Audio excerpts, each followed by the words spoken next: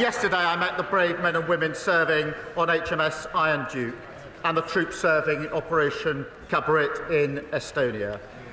This Christmas, as every Christmas, members of our armed forces will be serving overseas, working day and night to protect Britain's national security.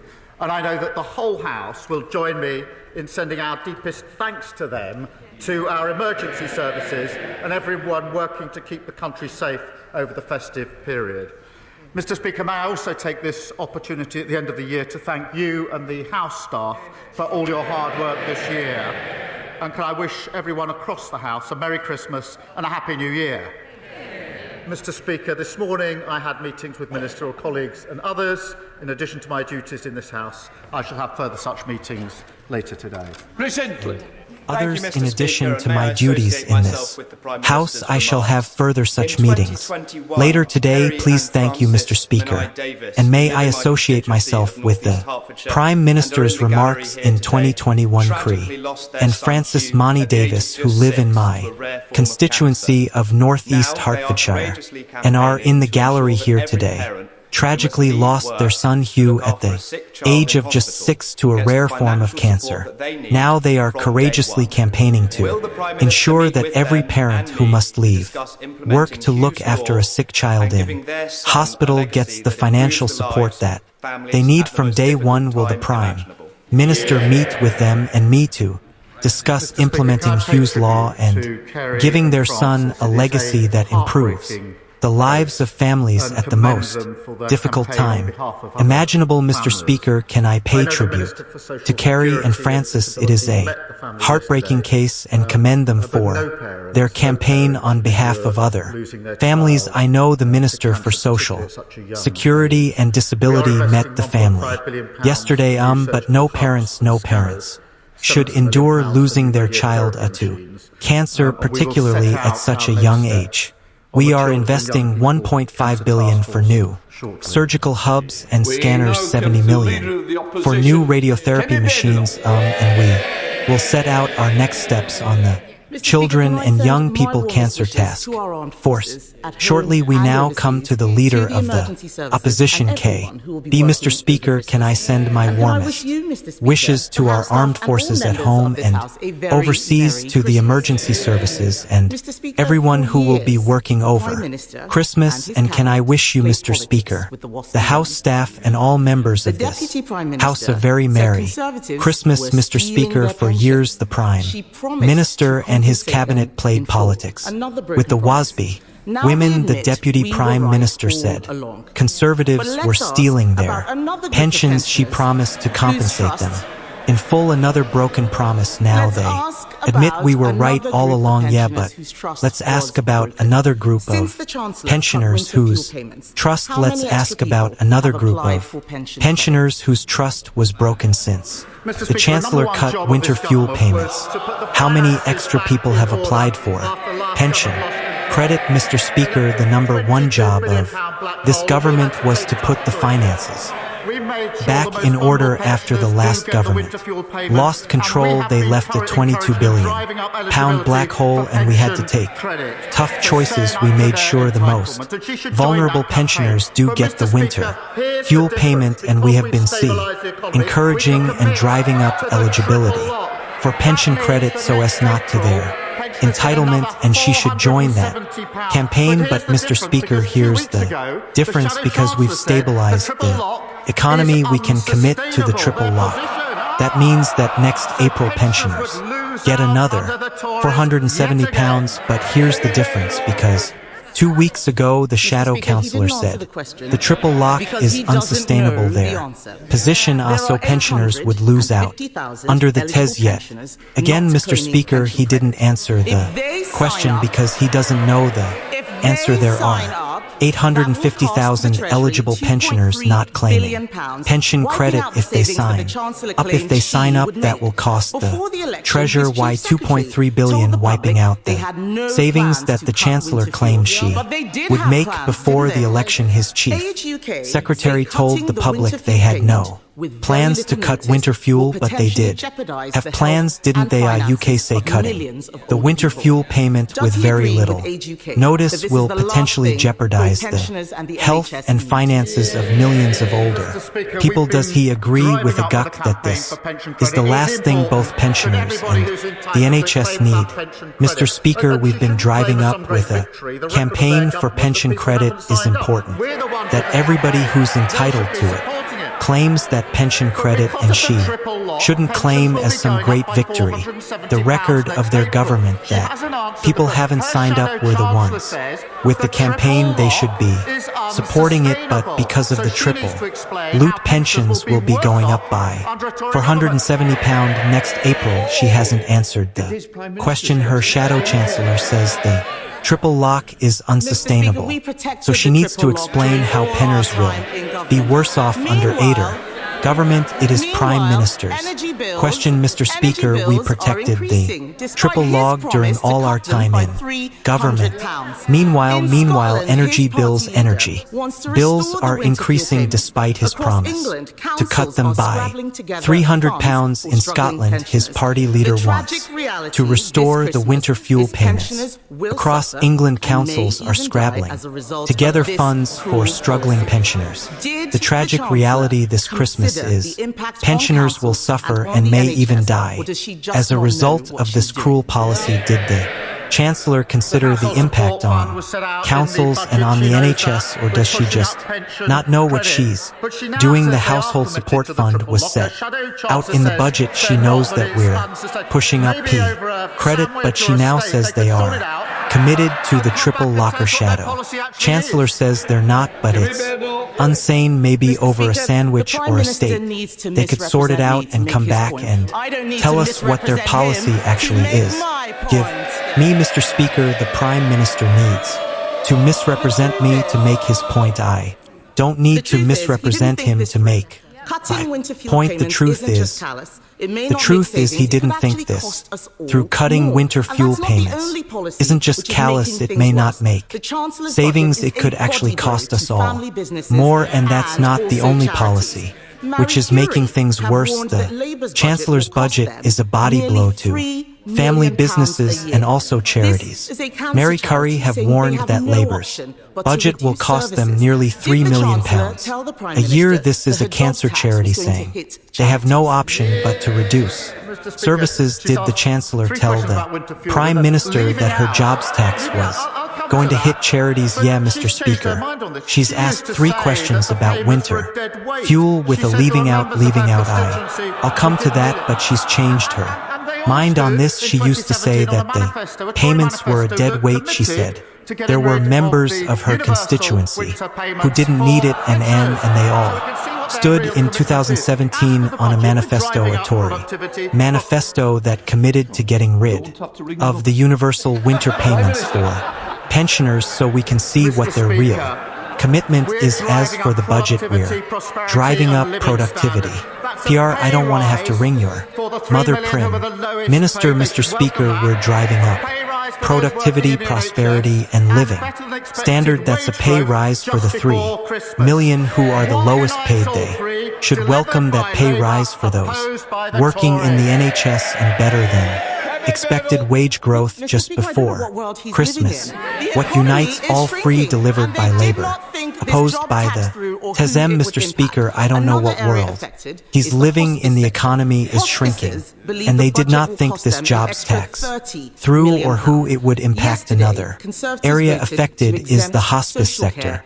Hospices believe the budget will cost them an extra $30 million. Yesterday, Conservatives voted to exempt social care, nurseries, charity, and hospital from their jobs tax. Labour voted this down. So, can the Prime Minister at least agree to fund hospices so they can continue their invaluable work helping people at the end of their lives? Mr. Speaker, we put a record amount into the NHS in the budget to deal with the problem that they left, and will set out the funding arrangements for hosps in the new year. But it's the same old. They want all the benefits. She said to herself she wants all the benefits from the budget, but she doesn't want to pay for any of them. That's what got us into the problem in the first place. Mr. Speaker, I did not hear a commitment there to help hospices, which is a shame. The truth is this winter, people will be suffering because of his choices. The economy is shrinking, inflation is going up, and jobs are being lost because of his budget. Pensioners won't be able to heat their homes because of his government's decisions. They raised people's hopes but then smashed them with broken promises, and now we learn that he is about to give away our hard-won Brexit freedoms. Yeah, Mr. Speaker, and they don't music care. All right, Mr. Speaker, now we learn he's about to give away our hard-won Brexit freedoms. The truth is they are punching the British people in the face, literally, in the case of one of his MPs, and he will pretend that this is about the past, but we all know these are his choices, bad choices. If he's looking for a New Year's resolution, why doesn't he start with telling the truth? I'll do it now. 22 billion black hole left by that record numbers on the waiting list. Really, it's not a good time to leave the chamber, is it, Prime Minister? Mr. Speaker, 22 billion p black whole record waiting list with our NHS to hang their heads in shame. Immigration completely out of control, nearly a million net migration. She was the cheerleader all about she wants the truth. That's the truth. That's why they're sitting there, Mr. Speaker, whilst they see from the sidelines talking the country down. This government is getting on with the job record funding for the NHS, money for our trains, buses, and yes, Mr. Speaker, potholes, pay rises for 3 million of the lowest PID, wages growing faster than inflation, planning laws reform, great British energy setup, we're only getting started. Next year we'll continue to rebuild no matter what the blockers opposite say. Commander Mary, thank you, Mr. Speaker, and can I echo the word of the Prime? Thank you, Mr. Speaker, and can I echo the words of the Prime Minister and thank you and all of our staff in this place alongside our armed forces and our emergency services, and wish them a Merry Christmas. Mr. Speaker, March 2025 marks 20 years since the death of the only Member of Parliament to have held all four great offices of state: the Foreign Secretary, the Home Secretary, the Chancellor and the Prime Minister. Mr. Speaker, James Callaghan was a true Portsmouth great and went to the same school as another true Portsmouth great, my dad, Terry Nolan. Does the Prime Minister back my bid for a plaque to be added to his former home in Copner, and will he come along to Portsmouth next year to unveil it? As a giant of the Labour movement and a great public servant, Mr. Speaker, he left school at a 17, served in our Royal Navy before becoming the Home Secretary, Foreign Secretary, Chancellor, and of course, finally Prime Minister, and as a proud son of Pouth, I'm sure he'd be honoured to be remembered in such a way. Happy Christmas, I just say to Mr. Mayhew. I keep hearing you the other week. Over here, I'm hearing you again there. It's not a good time to push a look today. Right, let us come to lead of Liberal Democrats, red. David, thank you, Mr. Speaker. Can I join the Prime Minister in his praise and best wishes for our armed forces and our emergency services, and can I join others in wishing you happy Christmas, Mr. Speaker, and all the staff of the Commons, and indeed everyone across this House. I'm coming to sing in a minute. Mr. Speaker, I've had the great joy of spending time recently with some amazing young people from the bar. Phonia Young Carers Choir. They're a brilliant example of the power of music to make a difference in young people's lives. One member of the choir, Caitlin, has even developed a special new project to spread the joy of music to young people in our schools and communities. So, will the Prime Minister meet Caitlin to hear more about her exciting project and work with others, us and others, to support music in our our schools and communities well. Mr. Speaker, I welcome his comments, and as you will know, today we're introducing the landmark Children's Wellbeing Bill to enable all children to succeed, including young carers, that increase the pupil funding premium to over £2.9 billion, which can be used to support pupils with identified needs, and that, of course, includes care. And now young carers are on the school census, as he knows that since 2023, they have greater visibility, and schools will be better able to identify and support them. Mr. Speaker, he talks of singing. There was carols outside our front door on a Monday, and my family was surprised to see the honorable gentleman, honorable gentleman, shamelessly plugging his song. We have strict rules about antisocial behavior, but in the spirit of the season, I simply say Happy Christmas. So David, for Happy Christmas Prime Minister, can I thank him for allowing the Young Cars Choir to sing outside number 10. I hope he and the staff enjoyed it. Our song is called Love Is Enough, but the hard truth is for many young carers and young adult carers, actually love is not enough. These amazing young people need real action to help with the challenges they face. So in addition to the measures that the Prime Minister just talked about, will he support the Cars Trust Young Carers Covenant to make sure across government, across local authorities, we are supporting these young people with all the support they deserve. We should support these young people, and we continue to work across the sector to ensure all schools identify, support, and record data on young care. And of course, Mr. Speaker, we boosted the carers allowance in the budget, but I agree with him in relation to these young carers. Thank you, Mr. Speaker. Can I associate myself with the remarks of the Prime Minister in wishing everyone a very happy Christmas this year for many in my constituency and indeed across the country, particularly those in temporary accommodation. It won't be a happy Christmas on the Tories' watch. Temporary homeless is more than doubled. So what is doing to support families and children living in temporary accommodation, particularly this season? Well, she's right about the appalling inheritance, which included record numbers sleeping rough, almost 160,000 children living in temporary accommodation. Speaker, we're delivering nearly £1 billion into councils to tackle homelessness, including increasing funding in Bolton over the next year. That includes dedicated support with housing, with mental health,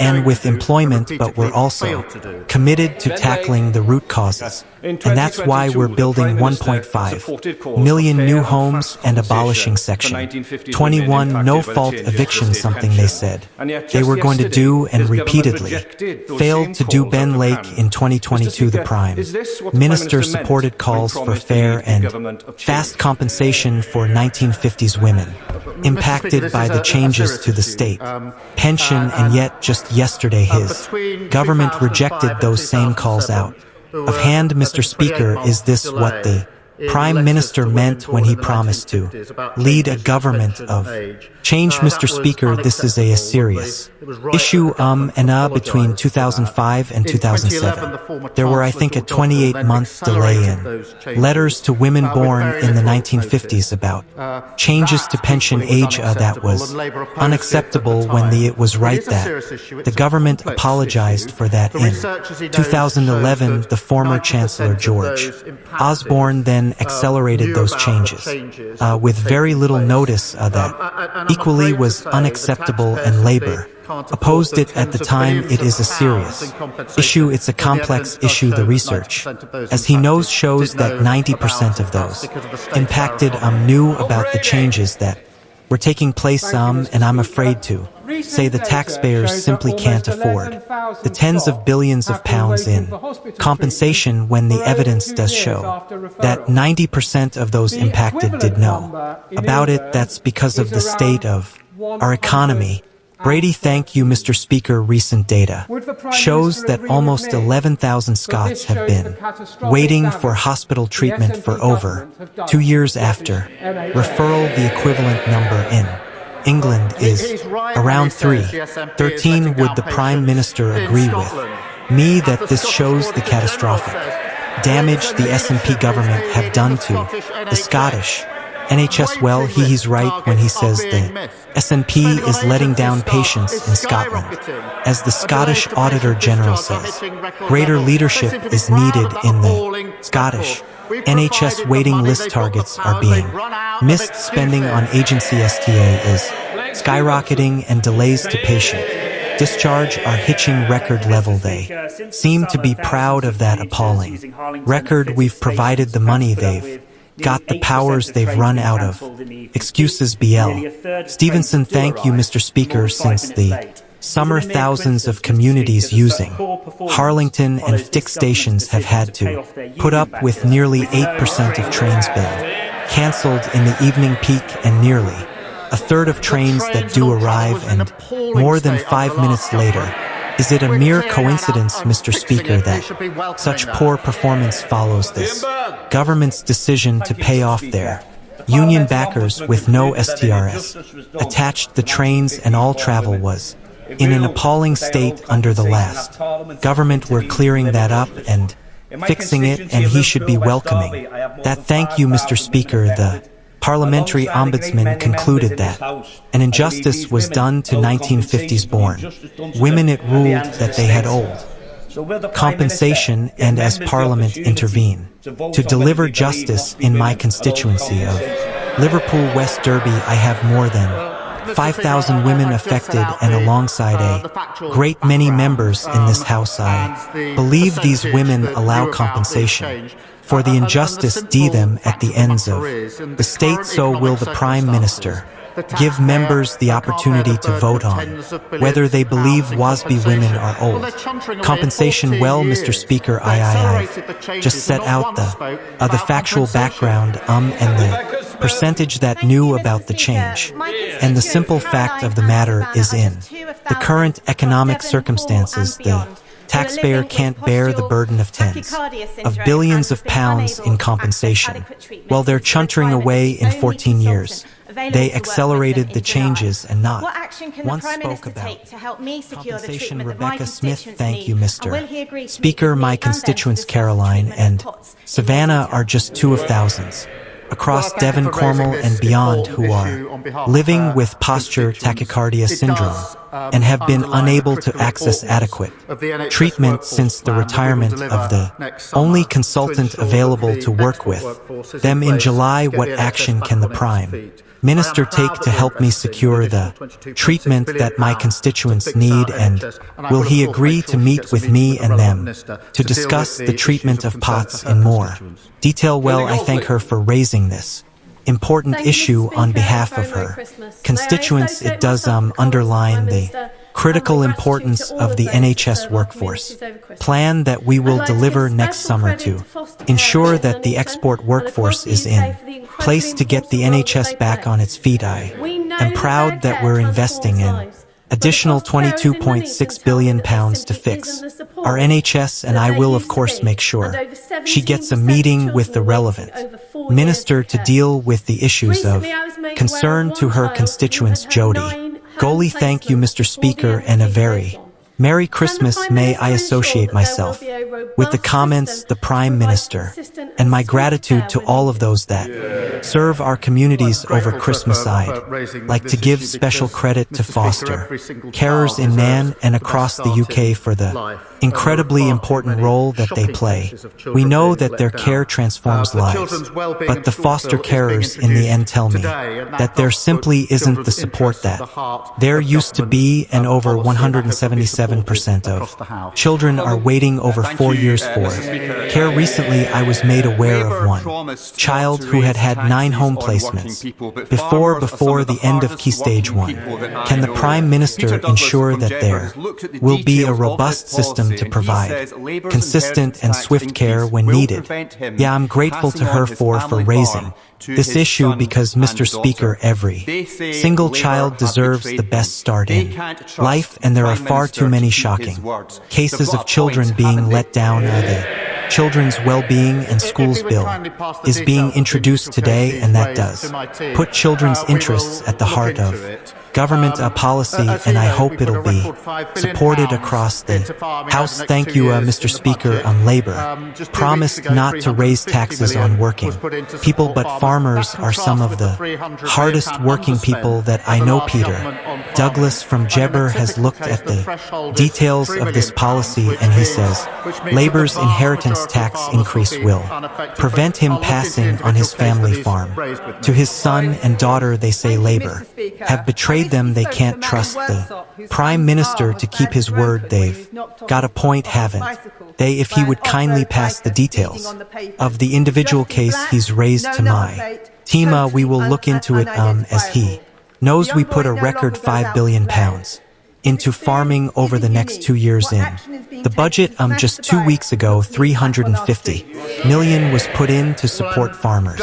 That contrasts with the 300 million underspend of the last government on farming, and in a typical case the threshold is £3 million, which means that the vast majority of farmers will be unaffected. But I'll look into the individual case that he's raised with me. Thank you, Mr. Speaker. I recently spoke to a man in Worktop whose son's arm was badly broken when he was knocked off his bicycle by an off-road biker speeding on the pavement, dressed in black, no number plate, totally unidentifiable. The young boy no longer goes out to play. His experience isn't unique. What action is being taken to smash the bikes and put police back on streets? Well, I'm glad she's raised this because off-road bikes were a complete nuisance under the last government. Got completely out of control. We are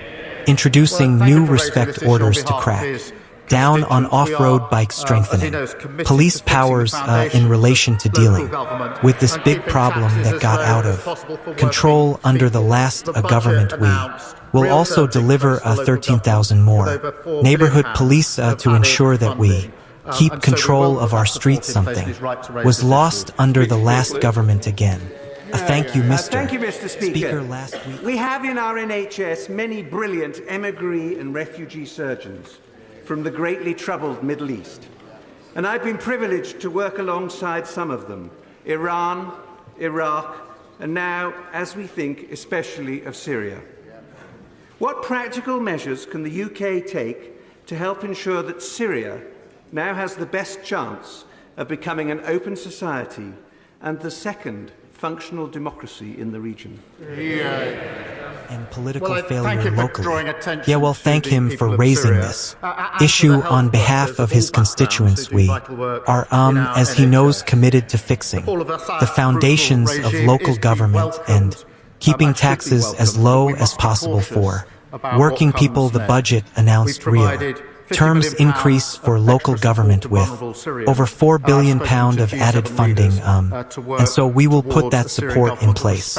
And his right to raise this issue. Speak, please. Yeah, thank you, Mr. Speaker. We have in our NHS many brilliant agree and refugee surgeons from the greatly troubled Middle East, and I've been privileged to work alongside some of them, Iran, Iraq, and now, as we think, especially of Syria. What practical measures can the UK take to help ensure that Syria now has the best chance of becoming an open society and the second functional democracy in the region? Well, I thank you for drawing attention to the people of Syria and to the health workers of all backgrounds who do vital work in our NHS. The fall of Assad's brutal regime is to be welcomed, and should be welcomed, but we must be cautious about what comes next. We've provided 50 million of extra support to vulnerable Syrians and spoken to G7 leaders to work towards a Syrian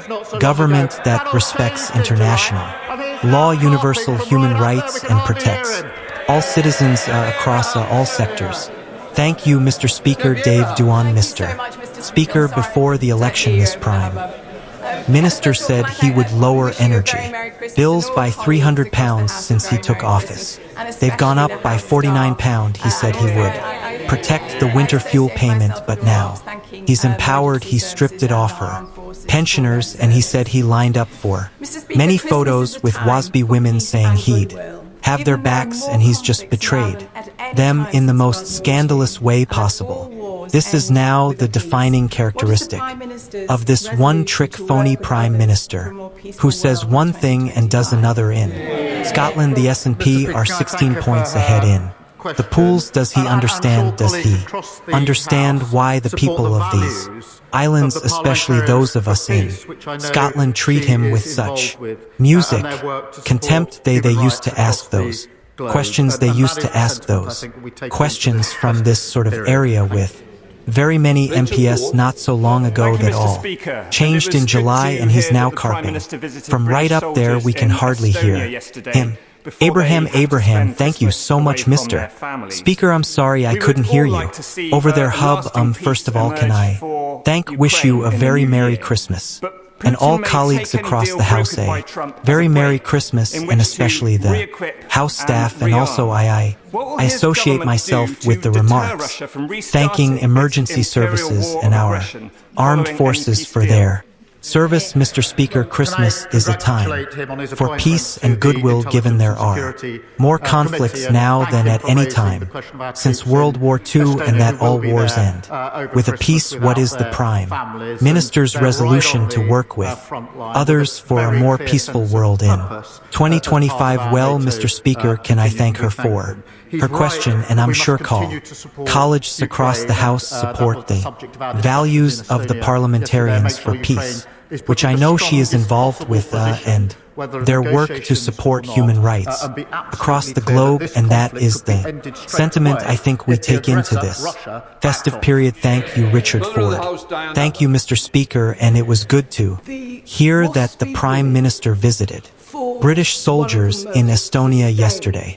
Before they have to spend Christmas away from their families, we would all like to see a lasting peace emerge for Ukraine in the new year, but Putin may take any deal brokered by Trump as a break-in, which to re-equip and rearm. What will his government do to deter Russia from restarting its imperial war of aggression following any peace deal? Well, can I congratulate him on his appointment to the Intelligence and Security Committee and thank him for raising the question of our troops in Estonia who will be there over Christmas without their families, and they're right on the front line with a very clear sense of purpose as part of our NATO continued, and we thank them. He's right that we must continue to support Ukraine, and that was the subject of our discussions in Estonia yesterday. Make sure Ukraine is put in the strongest possible position, whether negotiations or not, and be absolutely clear that this conflict could be ended straight away if the aggressor Russia backed off. Mother of the House Diane Aber, the WASPi women fought one of the most sustained and passionate campaigns for justice that I can remember. Year in, year out, we did promise them that we would give them justice. I understand the issue about the cost, but does the Prime Minister really understand how let down WASPi women feel today? I do understand the concern of course I do. I set out the history, Mr. Speaker, but the research is clear that 90% of those impacted did know about the change, and in those circumstances the taxpayer simply can't afford the burden of tens of billions of pounds of compensation. But I do understand the concerns. Will fair. I know the Prime Minister is aware of the case of my constituent Zara Sharif, who was brutally tortured and appallingly murdered by her father and her stepmother. I want Zara's legacy to be one where she's the last vulnerable child to be killed by people that should have looked after her. Will the Prime Minister ensure that an independent inquest and review is taken into Zara's death, and it's held immediately in the new year so we can learn why public authorities failed, so we can ensure that it never happens Again, he rightly raises this absolutely harrowing case, and it is important that all the lessons are learned. There is an independent process going on, but we must be clear about overhauling children's social care to keep young people safe and looking again about the framework for homeschooling, amongst other things, so we need to learn those lessons. We are taking steps. There is a process going on at the moment. I'll update the House in due course. Aldraland, thank you, Mr. Speaker. Can I thank the Prime Minister for the leadership he has shown in securing the half in SEC, in securing the securing the £500 million deal to secure the future of the Hitachi Rail factory, my constituency. All right, a factory left in the lurch by the party opposite for years. And does he agree? Will he agree with me that what we also need is a long-term plan for our proud high-tech rail manufacturing to drag it out of the mire it was left in by the Tories? Thank you for that question. They really shouldn't groan. I went up to